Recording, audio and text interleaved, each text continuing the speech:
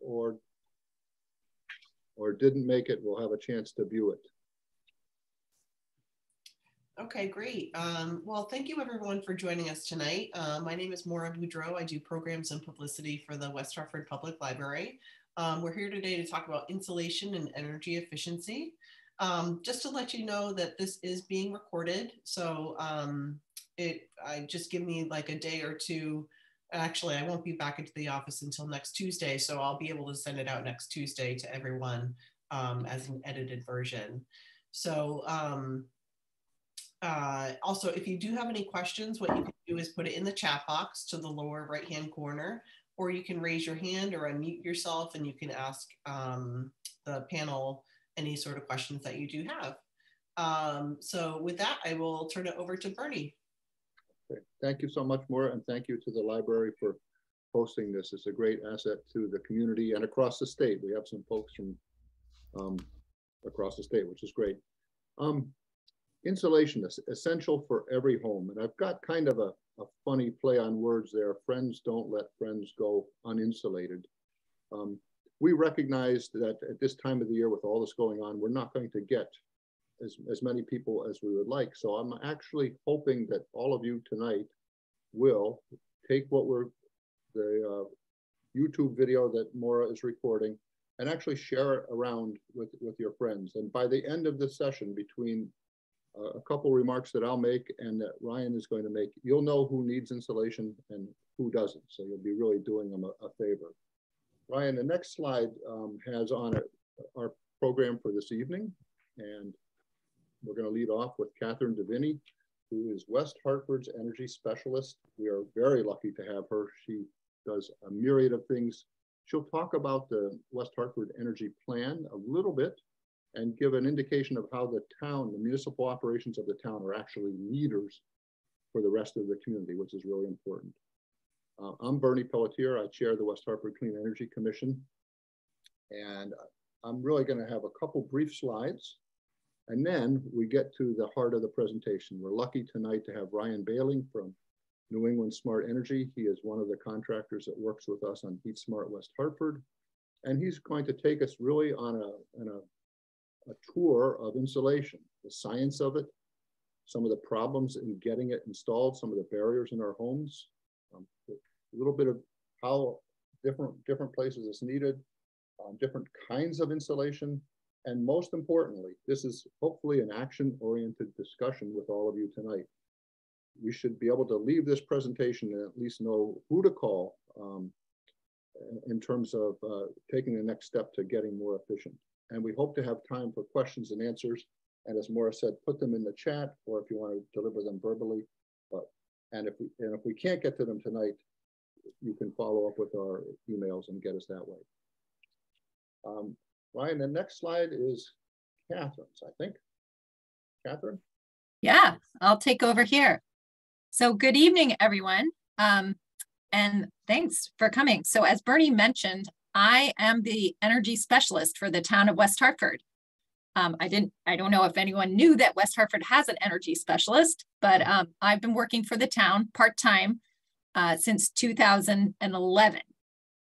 And part of my role as West Hartford's energy specialist is to work with Bernie and some of our other wonderful volunteers and residents and partners on our Clean Energy Commission to bring you educational events like these. Now, we've had a Clean Energy Commission or a task force around since 2005, and that group has been instrumental in writing 2 model energy plans for the town, which have been adopted by town council. And what you're looking at on the screen is the vision statement out of our latest energy plan that was adopted in 2020. And it says we aspire for our entire community to use 100% clean energy by 2050. Now, Ryan, if you turn to the next slide, one of the other key graphics and concepts in this plan is this slide right here, kind of showing how we would achieve 100% by 2050. And it really just shows 2 things. We want to reduce dramatically our overall energy consumption, And then whatever's left over, produce that using clean sources. And the key idea here, and a lot of other national type organizations like the American Council for an Energy Efficient Economy, Rocky Mountain Institute, some other organizations you may have heard of, they all support the idea that through dramatic energy efficiency, we can get more than 50% of the way to our goals, our emission reduction goals, or our clean energy goals, just like this slide shows. So what I wanted to share with you, Ryan, you can turn the slide, was just a little bit of what the town is doing on this front. And now this is the stuff that's the day-to-day meat of what I do in my daily job. You know, the town uses a lot of energy. We pay a lot of bills. You can see right there in the blue box. We pay 2,400 electricity and natural gas bills a year, which costs the town about $4 million. That's in our schools, our town buildings, our parks, our streetlights, all those kinds of things use energy. And you can see in the top right, we track that energy use. We track both the cost and the energy use over time. And we've been trying to put a dent in that. You can see in the chart, you know, it makes a kind of little dip there in COVID, and it's actually risen a little bit lately because of some extra ventilation requirements since the pandemic. But just to give you a sense of some of the things the town is working on in our operations, you know, we stress the importance of behavior and education. You know, that's turning lights off, or when the schools are out of session in the summer, you're making sure the blinds are down and major equipment is unplugged. We also do a lot of energy efficiency projects. That can be anything from small lighting to large, what we call capital improvement or CIP project. That can be replacing roofs. And anytime we replace roofs, we do a lot of insulating ourselves on the town side. We add extra insulation in there. A lot of our buildings are old, and we put more insulation than required by code in our re-roofing projects. We also do what we call HVAC projects. That's heating, ventilation, and air conditioning projects. The town also, we focus a lot on our new construction, because obviously anytime you build a new building, it's going to be around for a while. You can see in the bottom corner of this slide a picture of Charter Oak Elementary School. That's a newest school that the district has built. It opened in 2016. It's geothermal heated, and it was built to high green building design standards. And we're currently working on a new, you guys might have heard, a new Elmwood Community Center project. And we're striving for net zero on that project. Just a few other things the town focuses on. You know, I focus on renewable energy projects. So the town is involved. We have solar both on our buildings, on site, on our roofs. And we also participate in some kind of unique solar projects where the solar is off site and we virtually net meter against our town buildings. And every year the town also makes what we call a renewable energy credit purchase to make sure that all of our electricity is green power. Next slide, please. But what I wanted to show you is that no matter what the town does, and no matter how much energy we use, you can see on this slide that municipal operations, the town energy use is only 4% of West Hartford's total energy use. And I would venture to say it's similar in many other towns across Connecticut, the same thing, just a fraction of the community's total energy use. You can see here that businesses and residential users in West Hartford make up 96% of our community's energy use.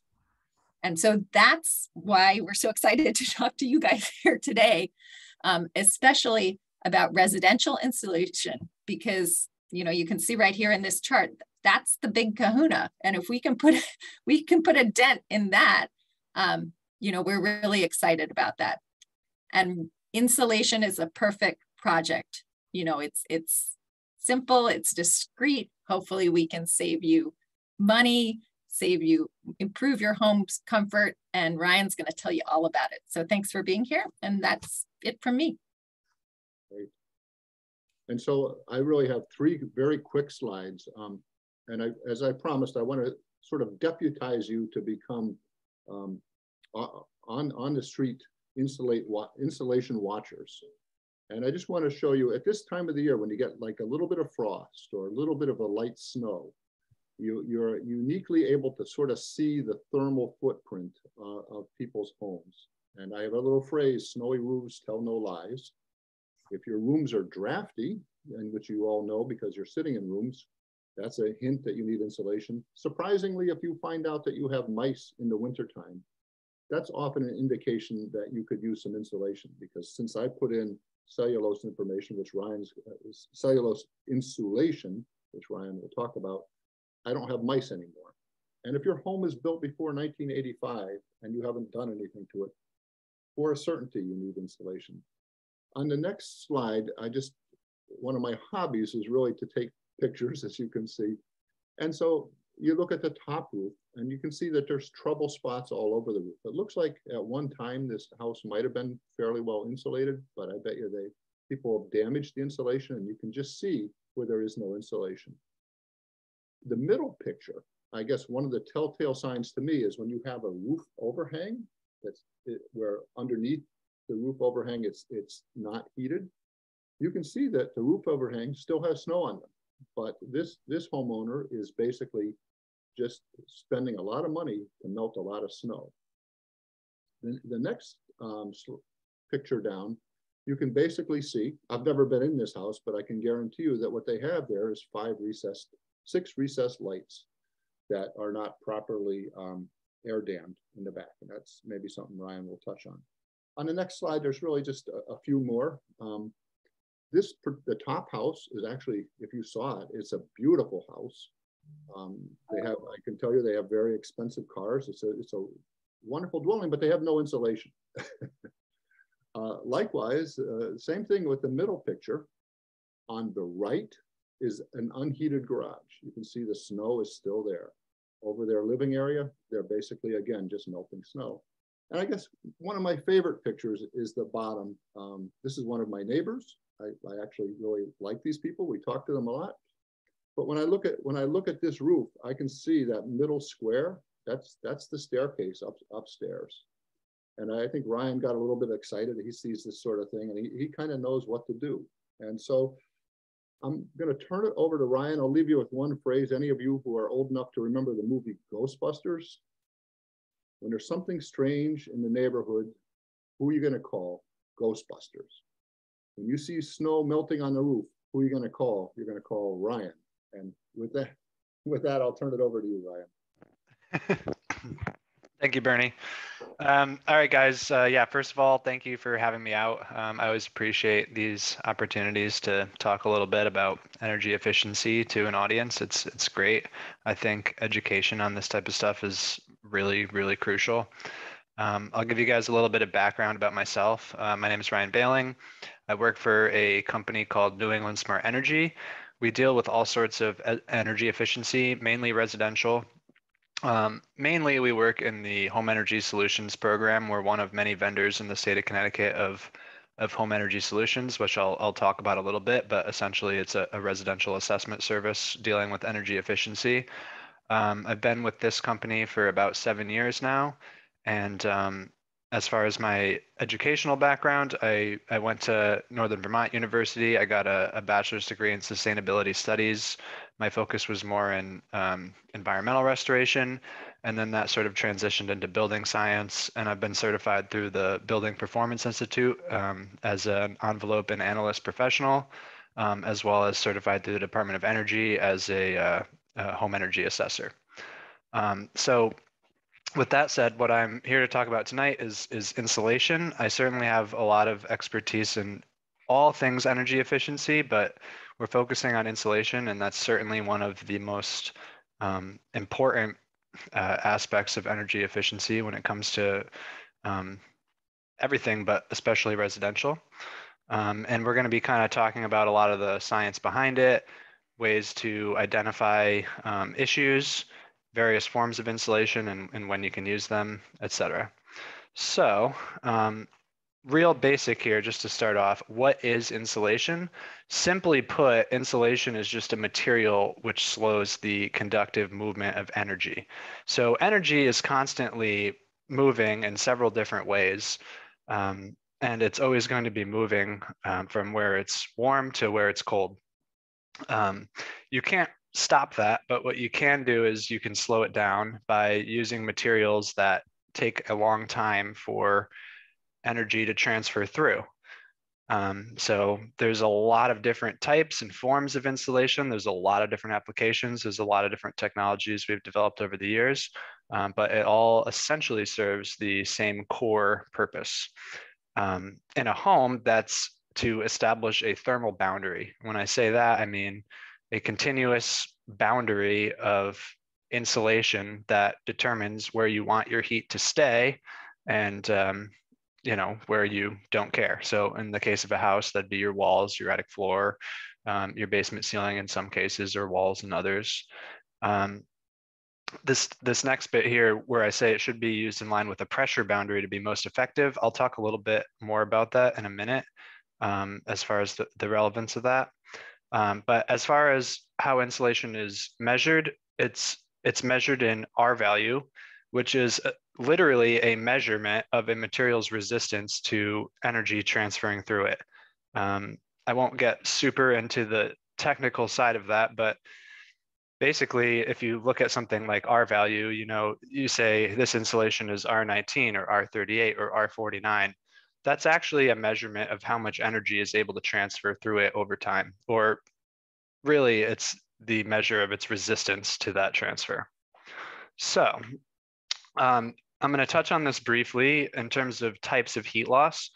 There's really three major ways that energy moves and that heat is transferred or lost through a home. Conductive loss is when energy is transferring through a solid object. This is the main thing we're talking about when we're talking about insulation. Insulation prevents conductive heat loss. Radiation, probably the least significant in terms of residential when we're talking about houses, but radiation is basically energy is transferring through space, like air, for example, not with air movement, but just radiating towards a cold surface. So for example, energy radiating towards the cold glass of a window. So something like that might be solved with thermal curtains, etc.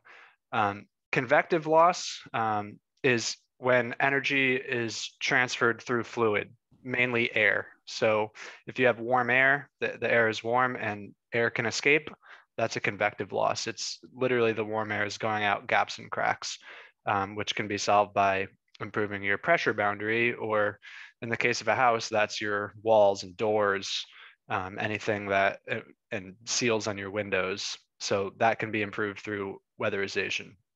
I would actually argue that convective losses might be even more important to deal with than conductive losses, but they're both extremely important. So when I was talking about aligned thermal and air barriers, just a little note on that, because I do think it's really important. You could have a house that is 100% airtight. Everything's been caulked shut and it's perfectly airtight. If you don't have insulation, heat energy will transfer directly through those walls, through the floor, through the ceiling. It's gone. That's why insulation is so important. The vice versa of that, you could have a house that has 2 feet of insulation on all sides. If there's areas where air can leak through gaps and cracks, it's not worthless, but it's much less effective. That's why having an aligned barrier of air tightness and insulation is key. If they're not aligned, heat can essentially leak through one way and then out the other. So we'll talk a little bit more about that too. I'm trying not to get too technical here.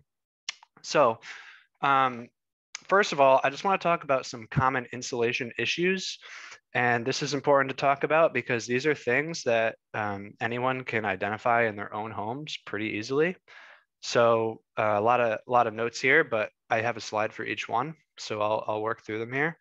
This is probably the most common thing you see, which is just inadequate levels of insulation. So what is an adequate level of insulation? Well, where we live, the code for an attic would be R38. If you wanted to go above and beyond and go to Energy Star, you'd be going to R49. As far as actual depth, that depends on the material you're using, because different insulating materials have different R values. But this is a good example, a picture. There's about 6 inches of fiberglass in there, which is an R19 bat. That's only half of building code. So that's an inadequate level. Fortunately, this is a very easy problem to solve. You simply add more. But yeah, in most cases, if I'm recommending insulation to a house or some kind of insulation project, it's simply that they don't have enough, usually coupled with several other issues, which we'll talk about now. So thermal bridging. This is really, really important, and a lot of people don't think about things like this. If you have an insulated attic, such as that picture on the right, where you can see the tops of the ceiling joists, what that means is the tops of those joists have no insulation over them. And so if you think about the way the house is framed, those ceiling joists are running right from attic air down probably 6 inches, in some cases 4, to the drywall of the living space below. And so if you're to look at a thermal image of this attic, which is the photo on the left, you can clearly see where all of the joists are. It's a stark contrast because the R value of wood is less than 1 per inch. So where all those joists are, which are about 2 inches thick and span the entire course of the attic, you're looking at about an R6. And if you were to add up all of that square footage, that's a large uninsulated area of the attic. So this is a really easy way to determine if you need more insulation. If you see the tops of your ceiling joists, you definitely do not have enough insulation in the attic. And thermal bridging is just one of the reasons why. Thermal bridging occurs everywhere. It's much harder to treat in walls. When we have, new construction and passive homes and things like that, we've found ways to get around it, but it's difficult to treat in older homes in walls. You can do things like add insulating foam board to the exterior. But in an attic, it's really easy to treat because you simply cover them with insulation. So air leakage issues. So air leakage issues typically are more of a convective loss. That said, they also are pretty detrimental to existing insulation. So there's a lot of ways that air can leak into an attic, tons of ways actually. Bernie mentioned recessed lighting, that's very common. I have a few pictures here that show a couple other common ones. So on the top left, that is what you'd call a top plate. And I like this picture because there's also a wiring penetration through the top plate. But what that is that's basically the top of an interior wall. And the drywall of the room on either side is butted up to it. But that transition between the drywall and the wood is not always perfectly tight. In fact, it rarely is. And over time, when the wood warps and shifts, you'll get significant gaps. And heat can easily get into interior walls because interior walls aren't insulated. And on top of that, there's all kinds of air gaps under the trim and through outlets and switches and things like that, and then leak up into the attic around those plates or through penetrations where there's wires. The bottom left shows this is the exhaust of a range hood fan coming up through the kitchen. And there's a huge gap cut around where tons of air was pouring through. In both of these cases, you guys can see how black the fiberglass around those leakage areas is. And so this is how, aside from air leakage issues being a convective loss of heat, it can also derate your insulation by clogging it with dust. And essentially, I mean, if you really think about how fiberglass insulation is working, you have all these strands of glass almost, it's like almost like a nest of strands of fibrous stuff, and therefore it takes a long time for heat to pass all the way through it. When you compress that, or when you clog it with dust or debris or anything like that, you allow energy to conduct through it quicker because you're kind of ruining its main purpose essentially. So air leakage, aside from being a different form of heat loss, will also be an issue for insulation. In both of these photos, I'm showing a really simple solution to solving this, which is air sealing the attic floor. In this case, we're just using a 1-part spray foam. So on the top right photo, you see we foamed all the top plates of this attic and all the penetrations coming up through, as well as the range hood exhaust, the bathroom fans. You do have to be careful with certain air leakage issues, such as recessed lights. Some of them are not rated for contact with insulation. Some are. If that's the case, and if you're not sure, it's better safe than sorry. You should box them out. So with, say, like a foam board box or something like that, maintaining 2-inch clearance, then spray foam around to create the airtight seal. All right. Okay, here's another common issue that we see with insulated attics. Blocking ventilation is rarely a good idea. And it's common to see when insulation is installed, if a home is vented at the soffit, so basically where the roof is overhanging the sidewalls of the home, and that soffit is vented, which is quite common to have ventilation at the soffit and ridge. Sometimes you'll see it on the gable walls rather than that, or sometimes you'll see both. But yeah, if insulation is put all the way out to where it blocks that flow of air from the soffit, you're blocking that ventilation, and that can lead to moisture issues. And in this picture on the right, you can actually see, although it's not the highest quality photo, there is a little bit of black mold developing on the roof deck as a result. The picture on the left shows a great solution to this, which is soffit baffles being installed. These are essentially 4-foot-long foam chutes that are the standard width of rafters. You know, they're 16 inches on center, and you can tuck them down into the soffit vent. The fiberglass can butt right up against them, and because they're slightly concave, they'll allow air to come up behind. So you can still insulate the entire attic floor while maintaining that ventilation. Okay, I love this photo. This was a project in Norwalk we did a few years ago. So this is an even more extreme case of an uninsulated stairwell, but like Bernie's slide where you could see where the stairwell was uninsulated, that may have been a pull down hatch or something like that. In this case, it's a walk-up staircase from below, and there's zero insulation over it and a huge open chase. So this is kind of a heat loss nightmare. On the right shows what we did, which is we installed 1-inch rigid foam board, spray foamed all the seams, and afterwards we were able to blow over the entire attic. But having open chases like this is horrible because, again, there's similar to a top plate gap. There's so many ways that heat can get into that chase from the interior walls and then just immediately escape. Stairwells are a common one. We'll also see chases for things like ductwork runs or sometimes plumbing and wiring chases. All this stuff should be sealed from an energy efficiency perspective. I understand sometimes there may be reasons to have them for example, radon mitigation. You need something running from basement to attic, but things like this should really be sealed. Okay, so this is another extremely common thing we see, poorly insulated access points. The photo on the left, that shows a pull down stair, which is a very common type of attic access. Sometimes you'll just see a little pop-up hatch in the closet or hallway.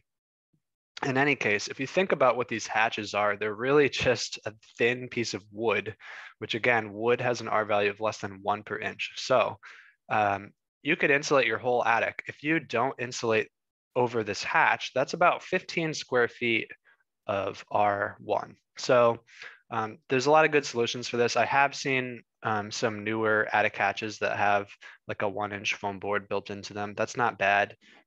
If you really want to bring it up to code, there's products such as the one featured on the right. This is a product from the Energy Guardian from Baddock Door.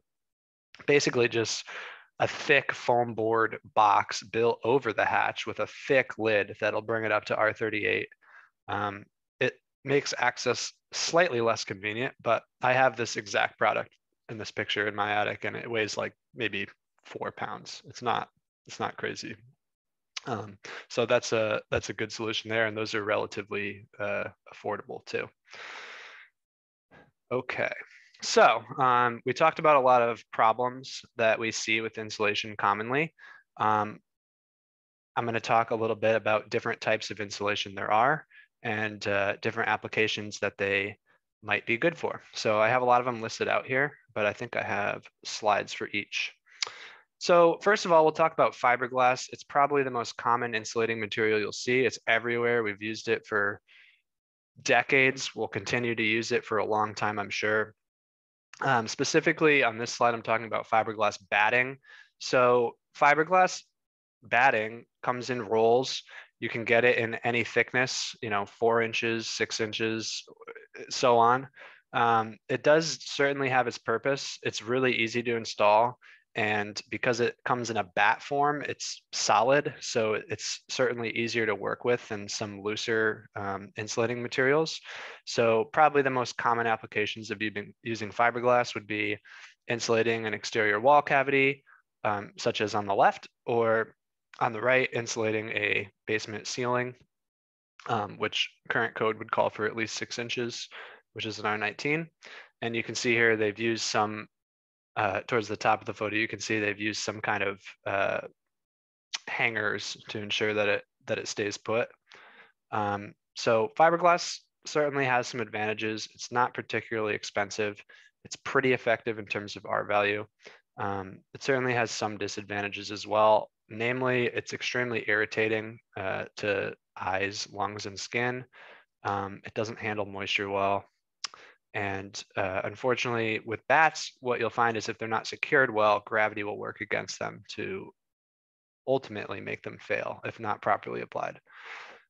Now, talk a little bit about blown fiberglass. So this is a loose fill material, which is obviously applied very differently. I see this all the time, even in new construction, used to blow into attic floors. You can also blow it into exterior walls, such as the picture on the right, by drilling, 3-inch holes and packing it into the wall cavities. Again, it certainly has its purpose. It's affordable and it insulates well. You can get over R3 per inch, and if you just dump it up there, you can get up to code. I personally would recommend, or I personally at least prefer cellulose as an alternative. I'll talk about why soon, but it has its place. So talking a little bit about cellulose. Cellulose has very similar applications to blown fiberglass in that it can be blown into attics or walls or garage ceilings. Cellulose is really made from a recycled newspaper-based material, and then it's treated to be flame retardant. Cellulose is honestly an amazing material because it's very cheap. It's really easy to work with. It's not extremely irritating. It is dusty. I could say that might be one downside, but in an attic application or wall application, it's not something you're necessarily going to be encountering often. And it works very well. So I'm going to talk a bit about the benefits of using cellulose over blown fiberglass, because really most of the places you could use blown fiberglass, you could use cellulose instead. So just a few things. One, it's a marginally higher R value per inch. So you can use less to achieve the same effect. Price point wise, they're very comparable. It's a more sustainable material, so production of it has less impact. It's certainly less irritating. One of the biggest things, which Bernie mentioned earlier, is it's a pest deterrent. I'm sure people have had experience with rodents loving to nest and burrow through fiberglass. They love it. They'll tunnel through it and nest. Cellulose, they will not touch, which is quite nice. That's kind of like a secondary benefit.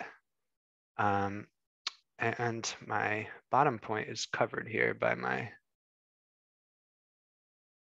there we go. Oh yes, this is actually one of the most important points. It can be densely packed. And what that means is you can pack it into cavities, a lot of it, like 3 to 3.5 pounds per cubic foot.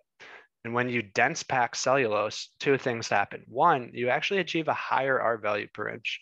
Whereas if you do that with fiberglass, you'll be ruining its effect.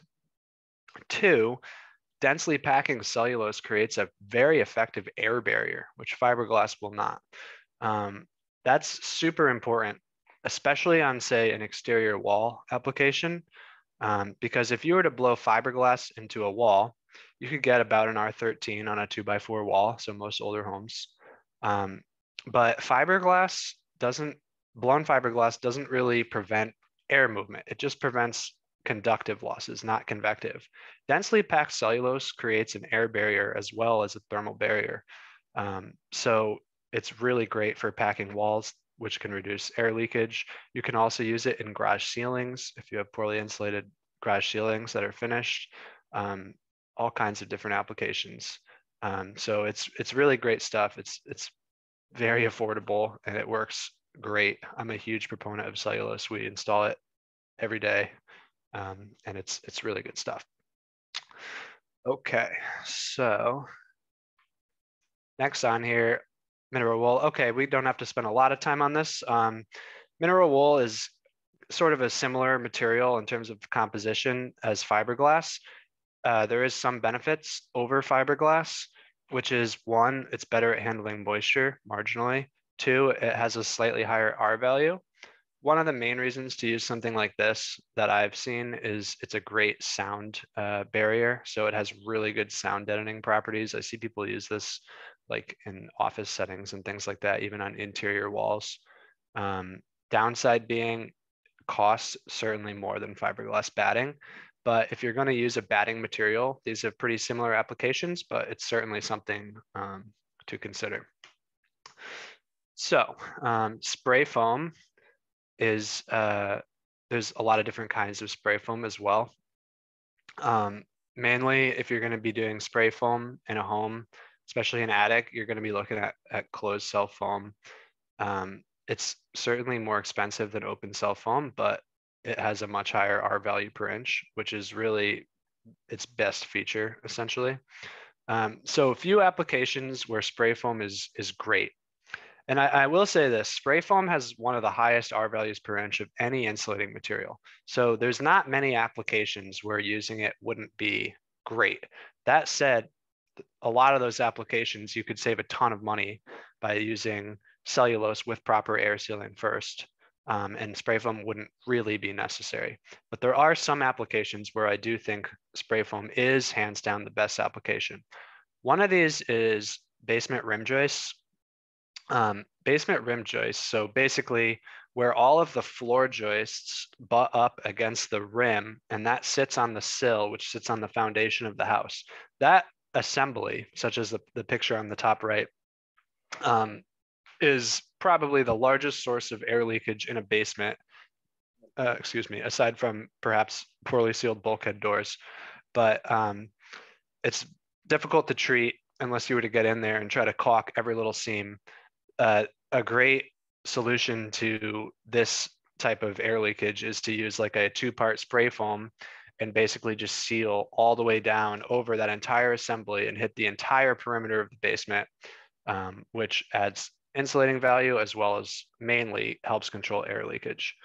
I borrowed this photo. I did not take this. Couple things I don't like about this. One, I would actually recommend carrying the foam down over the sill plate and touching it to the foundation, because we'll sometimes find air leakage between the foundation and the sill as well. And two, this guy pictured here is not wearing a respirator, which is extremely dangerous. 2-part spray foam install is not a do-it-yourself job. Please don't try it. You don't want to inhale that stuff. Once it's cured, it's completely safe, which happens quickly. But you don't want to be right next to it when it's coming out, unless you're wearing a fitted respirator. So an attic application, there's 2 main conditions where I would say spray foaming an attic roof deck is the best solution compared to insulating the floor, which traditionally would be the best solution and in most cases is. So one would be the attic floor cannot be insulated. Why would that be? Well, for example, let's say you have a house that has very little storage and you have a floored attic and that's the only place that you can put all your Christmas decorations or whatever it might be. I'll always recommend to people to remove storage from their attic to insulate the floor. If that's simply not an option, spray foam might be a good choice. because when you spray foam an attic, you can spray foam the roof deck and gable walls as an alternative to the floor. The other condition that I would see where this might be a good option is when you have ductwork or mechanical systems that distribute heat in the attic. So when you have ductwork in your attic, you have insulation in the floor that's below the ducts. If there's any conductive losses through the ducts, or if there's any air leakage through the ducts, then that heat is leaking into the attic, it's lost. What's nice about insulating the roof deck and gable walls of an attic is you're actually changing your thermal barrier from the attic floor to the walls and ceiling of the attic. So you're going from a vented, unconditioned attic to an unvented, conditioned attic. In both cases, you have an aligned thermal and air barrier, but in this case, you're just raising it up. This picture on the bottom right is nice because it's actually both of those conditions. This is an attic that was floored and was necessary for storage. It also had ductwork up top. So in this case, doing closed cell foam on the roof and gable walls did make sense. That said, it's quite costly compared to other materials, but when it's the only way to go, it's the way to go. Okay, this slide talks about insulating Cape style knee walls. I got this diagram from Energy Smart Ohio. It's a really nice diagram. I included this because Cape style homes are extremely common in New England, especially Connecticut. I see them all the time. And one of the biggest issues that I see with Cape style homes is poorly insulated or poorly air sealed knee walls. So on this style of home, like in this diagram, you have a Cape is, in some senses, it's a ranch with a partially finished attic. So you have a full, foundation, a full heated first floor, and on above that, they'll have some kind of vertical knee walls built up to the roof slope and a very small attic cap. Few common issues that I see with these. One, poorly sealed access doors to the knee wall, or in some cases they'll have like built-in cabinets or drawers leading into that space and no backing. So there's a lot of air movement can get in there.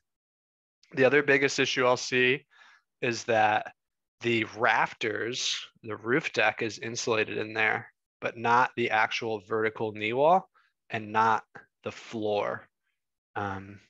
So I wish I had a little pointer on here, but basically, if you guys are looking at these crawl spaces on either side of this house out towards the eaves, there's heated space beneath these areas from the first floor. So it's extremely important to insulate that floor to prevent heat from below from conducting up into that space. Likewise, it's very important to insulate the vertical knee wall. So the vertical wall between the slope of the roof and the floor. Insulating the rafters is much less effective because these areas are often unfinished. In some cases, they're even vented. So that's kind of a thermal and air barrier alignment issue. If you don't have an insulated knee wall, heat can conduct through. Once it's in, there may be insulation in the rafters preventing conductive loss, but because the area is not finished or vented, that heat is gone with the wind, essentially, as air passes through. So it's very important to insulate the floor and the vertical knee wall. Another thing I'll sometimes see is these vertical knee walls are insulated with fiberglass, but over time it's fallen down or gotten bumped into or whatever. A really good solution in this diagram, they're suggesting to cover the fiberglass with Solar Guard. I actually think what would be even better than that would be like a 1-inch polyisocyanurate, essentially a 1-inch rigid insulating foam board or something like that, because then you can, one, eliminate the thermal bridging where those knee wall, 2x4 joists go all the way through, and two, you can preserve the integrity of the batting for a long time by covering it. So I'm glad I included that because I see a lot of capes and 9 times out of 10, the knee walls are not properly treated. Okay, so I'm going to talk about some additional considerations. Let's say you want to take on an insulation project. These are the things that you might need to think about. before just dumping insulation up there. One, is there sufficient ventilation? It's really important that a vented unconditioned attic is properly ventilated. If you have blocked ventilation, you may find that moisture issues lead to mold. You may find that the space gets incredibly hot as there isn't enough air exchange in there. So that might be something that it's definitely something that you would want to address before insulating. These are just things where if you just have someone blow 20 inches of cellulose in your attic, I mean, it's the right idea, but these things will be much more difficult to address once that's been done. So it's worth approaching it properly. Two, do you need to maintain access to any areas? So probably the most common one here would be, say you have an air handler in your attic for your central AC or your furnace or what have you. You want to make sure that someone can get to that for service and maintenance and change the filter and check the condensate drain and all that. So in that case, you may want to dam off a walkway.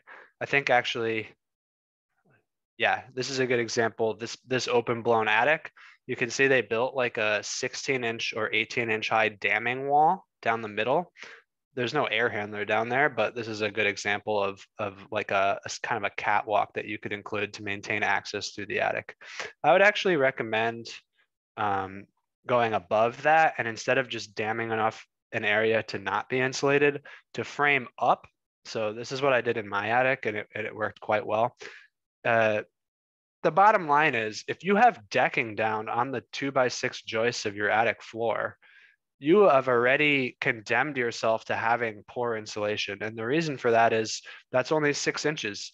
Unless you're using closed cell foam, which isn't that practical, you can't possibly insulate enough in that 6 inches to put flooring down and call it sufficient. So if you have decking down in your attic, whatever is under there isn't code. What I did in my attic, which I wish I had included a picture of now, but it's a pretty common practice. Basically, if you have 2x6 framing, you frame up perpendicular to the existing framing with more 2x6s for whatever kind of deck you want to build. So say you want a 10x10 storage area, frame up another 6 inches for that 10x10 area. Then you can have your attic blown over, to 12, 14 inches, whatever. Then you can put decking down, and beneath that flooring, you'll have a full foot of blown in, which is nice. Obviously, you have to consider the pitch of the roof, and if you're going to lose space, sometimes maybe it does make sense to just dam off. So next on here, are there any areas that may need to be treated in preparation? Yeah, you have to consider that certain things can't touch insulation, and certain things you don't want to touch insulation. So for example, recessed lighting, if it's not contact rated, you need to box it off. Chimneys, you need to maintain a 2-inch clearance from insulation. There's proper ways to air seal these without just blowing all over them with aluminum flashing and fire rated caulk. And I mean, you definitely want to treat the area, but you can't just blow right against it. Obviously, attic hatches and access areas need to be dammed off. So you don't want to have you open your closet and suddenly, you're just swimming in cellulose after blowing it in. So just things to consider. Final consideration, are there any barriers to insulating? That's what we're going to talk about here. So there are a few common barriers to insulating. I really like this top right photo. Well, shouldn't say I like it. It's a brutal situation, but because it contains 2 of the most common. But one, knob and tube wiring. If you guys don't know, knob and tube wiring is an old form of wiring that we used to use and haven't in a very long time. It's quite dangerous to have things in contact with, like insulation. You do not want to insulate if this stuff is active. If you see just the little knobs, I'm sure I've seen these tons of houses in West Hartford and all over. Oftentimes it's been deactivated, the wires are cut or pulled off. But you should definitely have it tested for activity if you're not sure before insulating, because that could create a dangerous situation. If you have this stuff, you honestly, you want to change it out anyway. So regardless of your intention to insulate, I would definitely upgrade that. Another common one we see, again, especially in West Hartford for whatever reason, vermiculite. If you guys aren't familiar, vermiculite is a mineral. We used it as an insulating material for a long time. And unfortunately, a extremely high percentage of the vermiculite that we used nationwide was from one source in Montana, which we later learned was extremely asbestos contaminated. It's actually a really interesting story. If you guys want to learn about that, check out the Libby mine. It's scary stuff, but yeah, this stuff is still everywhere. If you have it, basically you can assume it's asbestos containing. It may not be, but when we see it, we're essentially assuming it is until proven otherwise. So if you do have it, there is testing you can have done, and there is remediation. It's certainly not cheap, but if you do want to insulate, which everyone should, it's probably worth going through. You don't want to just blow over the stuff and hide it for someone else to deal with. Not to mention, as with most friable asbestos forms, it's really only most dangerous when disturbed. And a good way to disturb it is to dump stuff all over it with a hose. So that should be remediated. Finally, mold. This should be treated prior to insulating. Will insulation make a mold situation worse? Not necessarily, but it will certainly make it harder to remediate once blown in. So this is definitely something that should be addressed first. In most cases with mold, it's not simply a matter of removing it. You have to identify why it was there in the first place. So I would look for things like an unvented bathroom fan. That's a really common one. If it's not vented to the outside and it's putting warm, moist air up there, a lot of times you'll see mold growth. Could simply be lack of ventilation in the attic overall. But in any case, mold is something that you'd want remediated before insulating as well. Okay, so best way to determine if and how you should insulate your home. I think the best way I'll talk about next for sure, but aside from that, it's really easy to just do some basic evaluation. Is my home older? Building codes have changed a lot over the decades as we've understood more about building science and also as fuel costs have increased. So, if your home is older, say, I mean, honestly, even homes from the 80s, 90s could use better insulation. We've seen houses from the early 2000s that could, because it's been disrupted. But especially if you have an older home, you got to ask, has this ever been upgraded? If not, it's almost certainly due. Another good one, and this is a really easy one I talked about earlier with thermal bridging. If you can see the framing on your attic floor, you need insulation, hands down. I mean, that's an easy one. Are your exterior walls plaster? If so, they're likely empty inside or close to it, unless the walls have been blown in at some point in the past, which is usually fairly easy to tell from the exterior. If you do a little digging, for example, if you have vinyl siding, if you pull off one small course, you would see, 3-inch holes and plugs in every bay. Is my basement rim joist exposed? This is a good one. If you don't have any kind of sealing or gasketing or caulking or foaming around the perimeter of your basement rim, great candidate for a 2-part foam. And finally, just, are my fuel bills high? Is your oil usage high? Are you filling up every month? If so, maybe there's air leakage issues or habit issues, but very likely you probably need insulation. So aside from basic self-evaluation, really one of the best ways to determine if and especially how you should insulate your home is to go through a energy assessment. So Home Energy Solutions is the residential energy assessment service in Connecticut provided through Energize CT, meaning it's subsidized through basically ratepayers. We pay for it on our utility bills into a combined public benefit charge. I'm sure a lot of people here are familiar with Hess. I don't want to get too into like what we do on Hess. It's a lot more than just determining insulation. It's a very comprehensive evaluation of how a house uses energy in general, but certainly during it, we're evaluating insulation, we're giving recommendations, what's the best way to proceed, are there any considerations? So speaking with a professional who's looking at, you know, what you got going on is probably one of the best ways to see, okay, this is the way I should go. So let's say that's something you're interested in. You want to sign up for Hess and learn about how your house uses energy in general and see if you have opportunity for insulation improvement. There's 3 ways you can do this. One, you can go to this link here for Eversource customers. You'll be linked up with a program vendor online.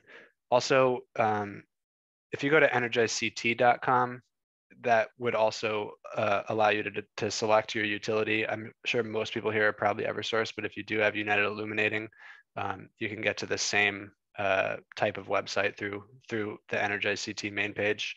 2, you can sign up via phone by calling 877-WISE-USE. They'll link you up with a program vendor. There are many out there in the state like me. I think actually there's over 40 vendors now, or close to it. Or 3, you can contact a very specific program vendor directly to book an assessment with them. And there's a list of them that can be found at the link posted there as well. So as far as how insulation ties into Hess, aside from an assessment service, Hess or Home Energy Solutions provides a lot of resources for people who are trying to do energy efficiency upgrades, mainly in the form of rebates, but also instant discounts and sometimes financing. So the insulation rebate through Energize CT that's administered through Hess is extremely significant right now, and this will be continuing through next year, at least to the best of our knowledge. The rebate is $1.70 per square foot. That covers attic floors, exterior walls, basement and garage ceilings, basement rim joists, knee walls, crawl space ceilings, basically any area that's part of the thermal barrier of a house. And that's an extremely substantial rebate.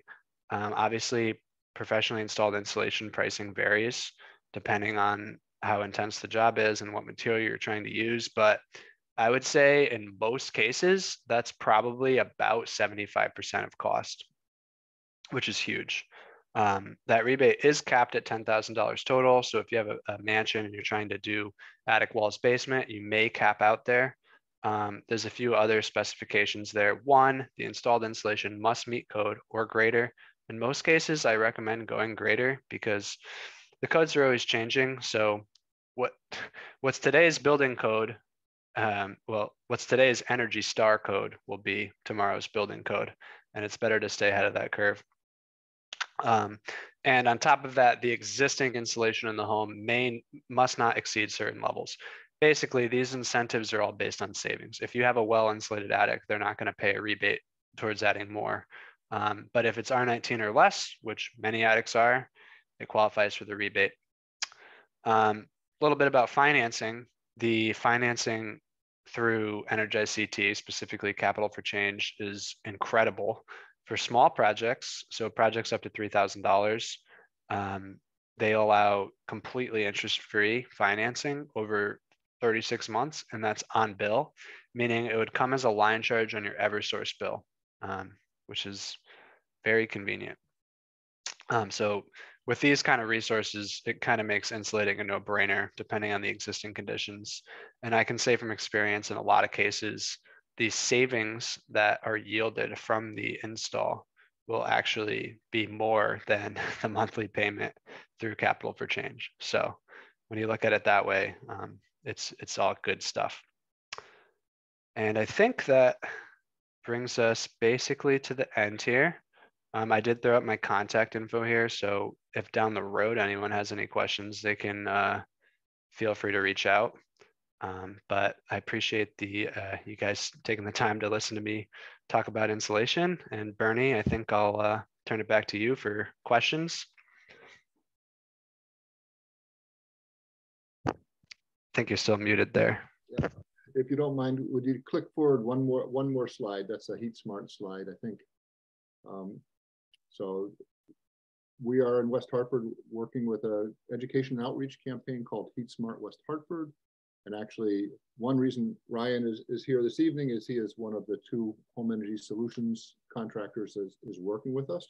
And you can see why it's a pleasure to work with him, because he really knows his stuff. So in addition to the 3 ways that Ryan outlined, you can go to the Heat Smart West Hartford webpage and get started. Deb, through a link in the chat, obviously you can go directly to New England Smart Energy or go to the other vendors. Ryan, we have a lot of questions here. 2 from, if I can, I'll start with Ann Crawford, and if you prefer, you feel free to read them, but otherwise I'll read them. Oh, that's fine. Yeah. First, we have fiberglass insulation under our kitchen floor, which is over a crawl space. The kitchen space is cold. We have rodents entering the house in the cold weather.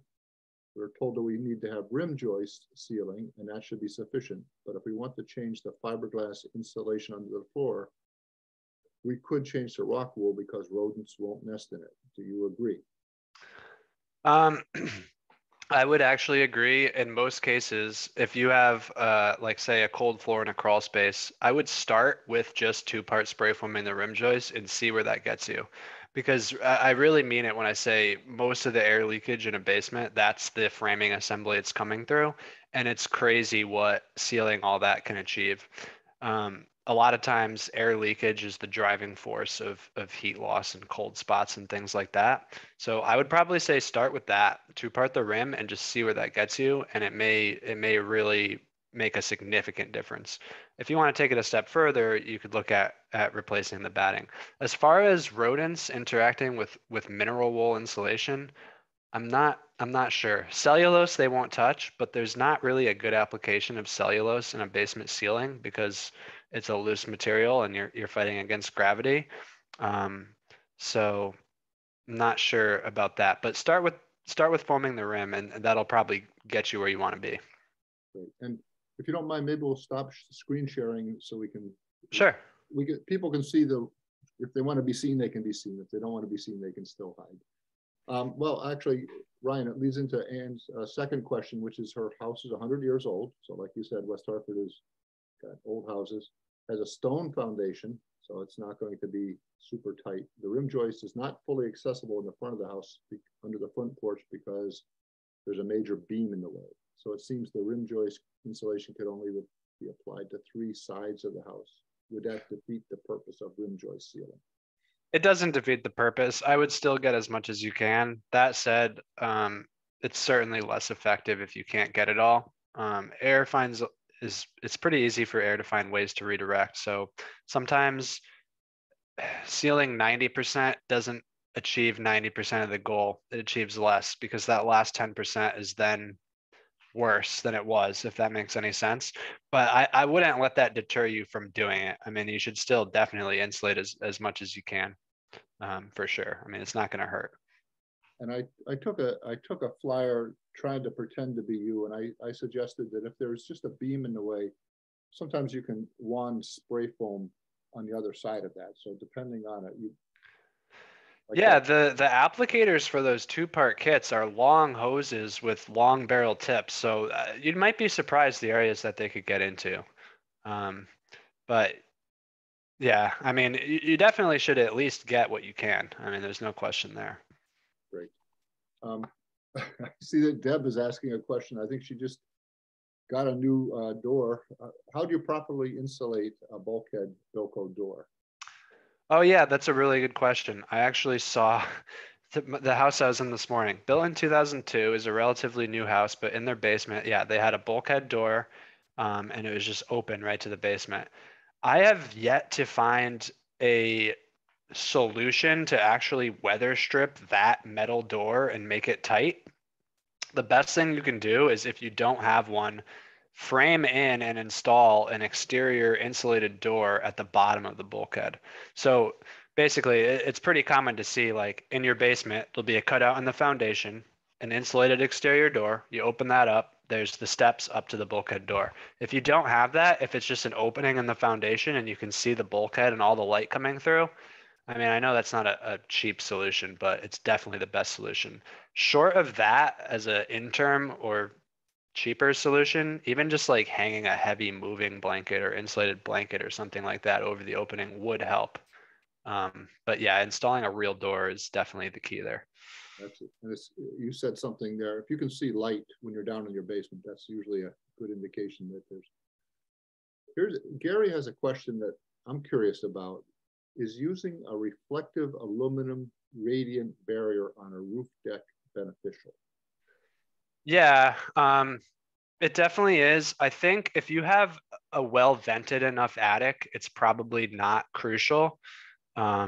So like I've noticed one trend over the decades is we've gotten way better at having well vented attics. Like I see older homes back in the day will have like, you know, just little vents on the gable walls. Maybe if they have a new roof, they have a ridge vent cut in, but nothing on the soffits. When you don't have a lot of air movement in the attic, I could see the benefit of something like that greater, because as the sun is beaming down on the roof, that air is stagnant in there. So it's heating up and not being exchanged. If you have a pretty well ventilated attic and there's a lot of air exchange, you know, between in the attic space and outside, it's probably a fairly marginal effect, I would say. So I don't see that much anymore compared to I see it was installed like back in the 80s or something like that. Deb is asking about soundproofing. She wants to soundproof as well as insulate. I think we're talking about mineral wool. Can I put mineral wool on the knee wall and floor of the eaves? Yeah, definitely. It has blown in cellulose. I don't know if you mix and match. I mean, so if you already definitely on the knee wall, you like the vertical knee wall, if there's no way there's cellulose there, right? So mineral wool bats, like a rock wool, I think that might technically be a brand name, but it's probably the most common one you'll see. Yeah, it's really great sound deadening properties, probably one of the best. That said, I do think dense pack cellulose is also pretty good at sound deadening, but in a knee wall application, given that it's not a closed cavity, you just have drywall on one side and exposed framing on the other, that would be a pretty good solution. I would still recommend then going over the whole framing assembly with rigid foam board afterwards, just because a lot of times knee walls are only 2x4s. So if you want to have batting flush with the outside of the stud, that's only a 4-inch bat, which is typically about an R13. But yeah, sound deadening, rock wool, mineral wool, that's the way to go. Julie's asking a question that I certainly have. I sit right next to this window, and it's two panes, but I can also feel around the edges. It's air coming in. So she's asking, how do we insulate windows better? Is there anything we can do once they're put in? Yeah. So if you feel a draft, okay, when people say they feel a draft on a window, there's a couple things that might be going on. One, they might actually be feeling a draft. If that's the case, it's not really a matter of insulating. What you need is weatherization, either caulking around the trim of the window where air is coming through, or weather stripping between the sashes. The other thing that you might be experiencing is what's called a phantom draft. That's really more of a radiation heat loss, where the cold glass of the window is actually pulling heat from your body towards it. And you can feel that heat transfer almost as if it's a draft, even if it's airtight. If that's the case, thermal curtains would be a better solution. But if you're actually feeling moving air coming through the window, weatherization is the answer there. That's a convective loss issue, not an insulation issue. You need weather stripping or caulking.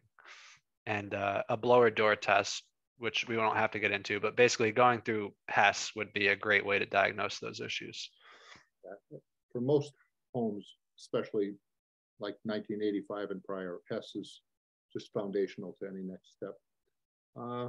Deb points out that you can see in the chat the link to HeatSmart Connecticut, which gives you access to Ryan and our other Hess vendor, as well as a lot of information. So please go there and check it out.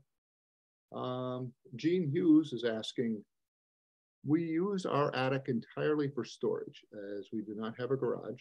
So I think this is getting into the situation you described. It is insulated as much as we could under the flooring. Would insulation on the attic ceiling joists be okay for rebates? We are thinking of the closed cell foam. I think that was Okay, that's a good question. So first of all, if you're set on keeping your attic entirely for storage, closed cell foam is the best thing that you can do. And yes, you should insulate it on the rafters, or as you call. So just ceiling joists. I assume you mean like the pitched, the rafters of the roof. Yeah, that's the best thing you can do. That said, rebate wise, unfortunately not. The Hess rebate only pertains to attic floors. And in most cases, insulating the attic floor is better. However, like your case, if you need it for storage, closed cell foam on the roof is good. There's just no rebate, unfortunately. And just, I recall from your presentation, she might be able to build up a platform and insulate that, right? Yes, that's another thing you could do. So like I was saying, I mean, it's certainly a project, especially if you have a ton of storage up there now. But if you wanted to really do it right and get a rebate, so you'd save cost over the closed cell foam, take everything out of there, take up all the flooring, frame up with 2x6s. Now you have a foot instead of only 6 inches, blow it all over, put the flooring back, and now you're in pretty good shape. That said, with the kind of, if that's something you want to DIY, great. If you're going to have it professionally done, I would probably quote it both ways at that point, because that's pretty labor intensive. And at some point it may end up making more sense just to do the closed cell foam, but you could get prices both ways. And actually, I think you're reading Jean's mind. She mentioned that there are many vendors. Does it make sense on insulation to get prices from several vendors so we can get a good price? Yeah, absolutely. I mean, any project you do in your house, I'd recommend getting multiple quotes. That said, so how Hess works, we're doing a lot of work on site during, and this wasn't a presentation focused around Hess, so I didn't really get into it. I've done many of those as well, but Hess is kind of a gateway into bigger picture stuff. We're doing a lot of stuff on site, like caulking and sealing and stuff like that. That's all included within the program. But for larger measures like insulation, we're simply qualifying you for a rebate and showing you how to use it. So let's say we go to a house and we say, okay, you have a 1,000 square foot attic and it is R11. So it's less than R19, it qualifies for the rebate. I'm signing that rebate, and that rebate, which is $1,700, it's $1.70 a square foot, can now be used with any licensed contractor in the state of Connecticut. That said, most Hess vendors are going to own an insulation company because the things go hand in hand. So we own an insulation company. As I give you that rebate, I can also give you a proposal for insulating. You can now take that and take the rebate, get 2 or 3 more prices from other insulation companies. They don't even have to be Hess vendors. They just have to be a licensed insulation company. And then you can compare and use the rebate as you see fit. So yeah, I mean, anything you're doing in your house, get a couple prices for sure. That makes good sense. Of course, if you want to get Ryan, you have to go with New England Smart Energy. There's a lot of good vendors out there, and I mean that. No, I had my attic insulated in August, and it must have been 125 degrees up there, and they still went up there and did it. And they did a good job too. I got a lot of respect for those guys. I've never worked on an install crew. I was amazed. Gary has what may be the last question here. He's in a 1930s home, so we have to think about some of that knob and tube and stuff like that. But we have water pipes running near an exterior wall. Pipes sometimes freeze in the winter. Would installing, I guess, walls help, or wall insulation? Would insulating walls help? I think that's the kind of question where I'd want to look at it to truly answer. But like generally speaking, yes.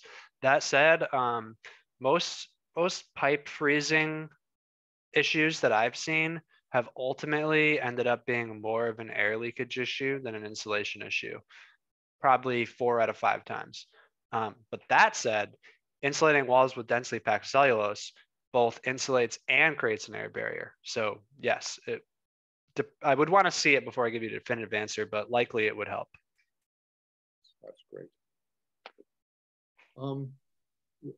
I think I've gone through all the, if I missed anybody in the, here comes one new and up. Gary said, thank you.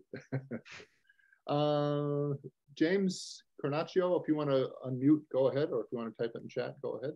Sure, thanks, and thanks for everybody. Thanks everybody for setting this up. I wanted to ask two quick questions. One about ceiling rim joists.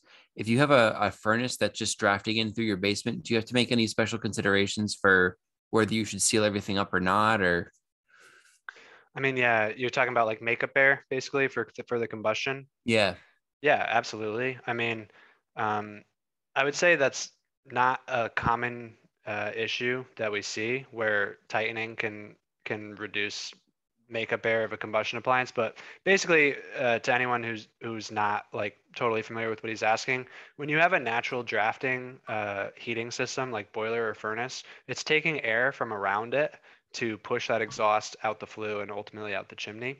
So if you restrict the ability for air to come into the space around it, sometimes you can impede its ability to exhaust, and then you'll start seeing exhaust spilling back into the living space. So yeah, it's certainly a consideration.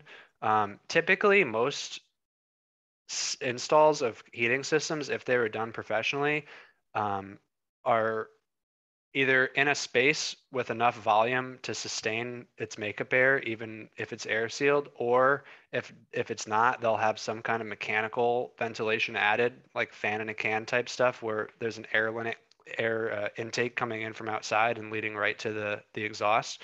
But yeah, it's certainly something you'd want to consider. Yes. okay, thanks. And then the last question I had was just about insulating walls in general. I've got an old home, like I'm sure many people do. And are there considerations to make to the exterior part of the home, like the siding or anything, before you would put insulation into an older home?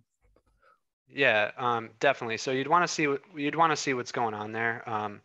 What's nice is like a lot of homes that we see, they'll have original siding and then there's vinyl over it. So when that's the case, it's nice because the vinyl's like the final shell, right? So you can just pop off one course of vinyl all the way around the house, drill a 3-inch hole right through the old siding because you're never going to see it, in every single wall bay, snake the hose up and down and pack it. And then when you're done, you simply have to plug the holes. I mean, you want them to be airtight, but it doesn't really matter what they look like because then the vinyl pops right back on. It gets a little trickier if you have, say, really old wood siding that's been painted over a bunch. In some cases, it ends up making more sense to, instead of trying to remove full courses of wood siding, which can be nearly impossible, to simply cut them at a certain point, remove them, drill through the sheathing and pack, then replace them, nail them back up, and caulk all the cuts you made. Once that's done, it's barely noticeable. Another consideration or something you could run to is in really old houses, there may not even be sheathing at all. It might literally just be like old wood siding right over the framing. If that's the case, you want to really consider what you're doing, because if you and we have done this and it can be done, you can dense back those walls by drilling right through and packing them in. But if you ever, reside the house, take it all down, it's likely coming with it. So yeah, I mean, I think there's a lot of different situations and they all require different considerations, but for most homes, dense packing exterior walls with cellulose is a pretty good solution. All right, thank you very much. Yeah, and James, some of the barriers that Ryan outlined, like knob and tube, I forget when it phased out, somewhere right before World War II, I think. So you should check your wiring and those other things. Thank you very much. Oh, we got a new one. Rick Hansen. I have a 1950s home with limited original insulation in the attic. Can I add to it or remove the old insulation, then put in all new insulation? Yeah, so that's a good question. I think there's not usually too many cases where it really makes sense to remove existing insulation. I would say if there's ever been any kind of moisture or mold issue, get rid of that stuff. If there's been a rodent issue where there's, rodent droppings, or they're all in there, or they've died in there, get rid of that stuff. In most cases, it's fine to leave it. It's not really hurting as long as you add enough new stuff to bring it up to where you want to be. That said, what's extremely important is air sealing an attic before insulating it. That's crucial.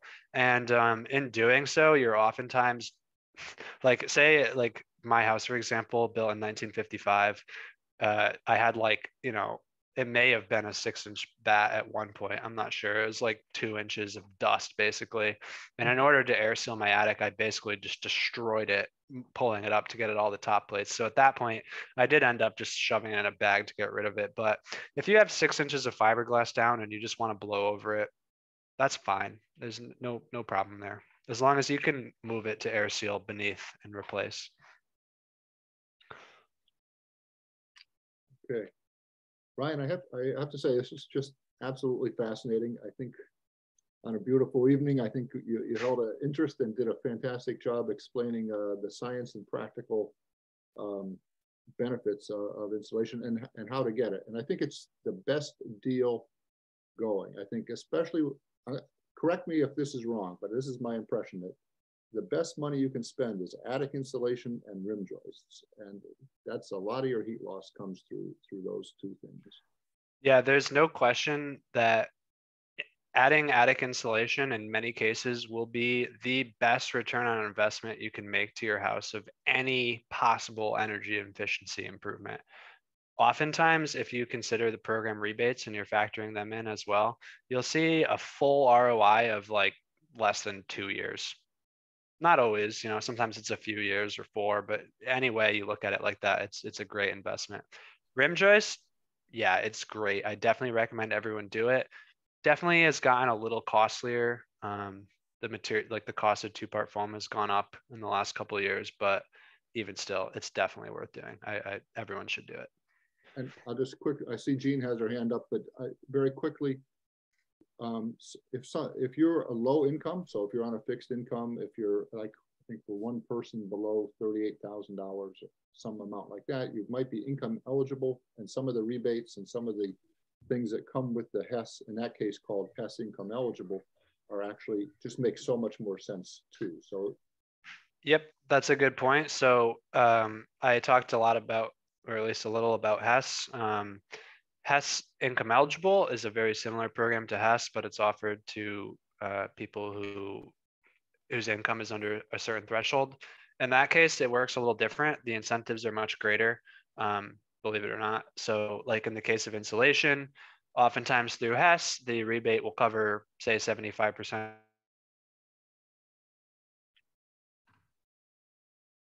You might have frozen. There you go.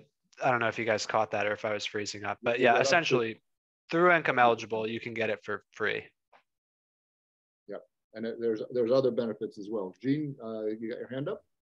Yes, I'm sorry. One more question. I know we need to do the in the basement, the rim joists, but our foundation is probably 3 or 4 feet above grade level. I don't know why it was done that way. So there's a lot of the foundation showing outside. Is there any way to insulate that? So, because I would imagine there's heat loss just through the solid cement foundation. Yeah.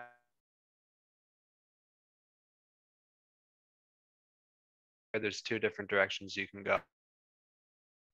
If you're insulating underneath the floor of your living space and you're establishing that as your thermal barrier, then ideally you're not having heat or produced heat from your heating system actually get down into the basement to be radiating through the foundation anyway, because your thermal barrier is up to the floor. Now, if you choose instead to insulate the foundation,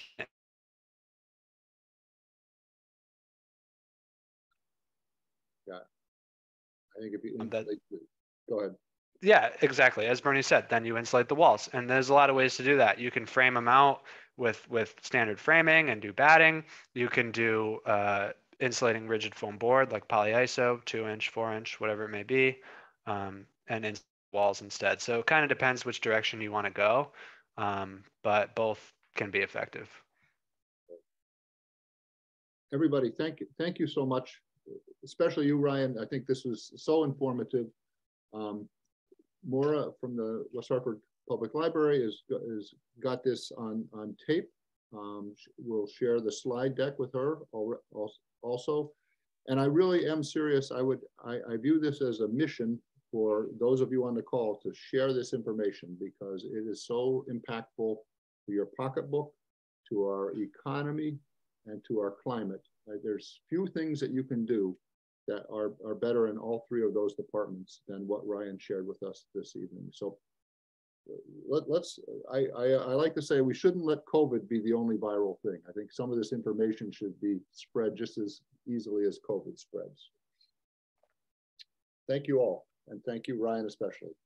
Yeah, thanks for having me out. I really appreciate it. Take care, guys. Yeah.